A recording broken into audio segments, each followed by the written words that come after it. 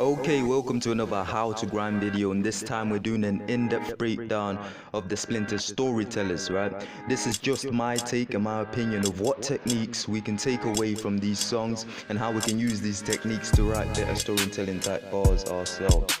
Okay, the first thing I want us to take away from breaking down these storytellers is that when you want to write a great story in song form, right, break the story down into sections of who, why, what, where, when, and how, right? You don't need to use all six. In my opinion, you only need what, how, and why, right? Because if you go back and listen to some of his storytellers, you find that Splinta tells you what happened, how it made him feel, and why it made him feel that way, right? So let's use his storyteller part 1 to see exactly how he does this.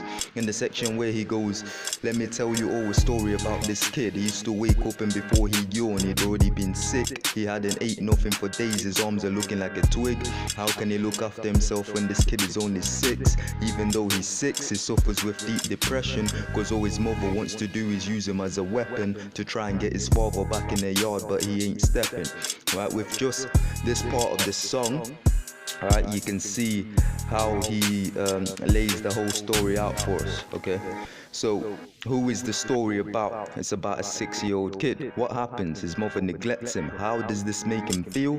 Depressed, useless, stupid. Why? Because she blames him for what his father did in the past, right? So just from asking who, what, how, why, you can already start to get a basic layout for a good story, right? Then if you want to add a setting for your story, you can ask where and when, right? So to recap real quick, right, before you write storytelling type bars, make them interesting by asking yourself a series of questions involving who, what, where, when, how, why, right? So questions like, who is the story about? What happens? How does it make you feel? How does it happen? Why does it happen? You know, where does it happen? When does it happen? Etc. You can ask these as many questions as you like just to get your creative juices flowing, right? You don't have to ask all these questions, of course, just as many as you need to start to get a clear picture of how you want to lay your story down, you know, right? So try this method out, alright, before you write your next storytelling type bars, and I guarantee you storytelling in music will be easier to do. Alright, so what I'm going to do now real quick to show you exactly what I mean and to show you this method in action, I'm going to play you a quick example 16 bar of me telling a story, right? And then we'll review it after and break it down to show you exactly what I did to write that story. So let's go, let's listen to that. Yo.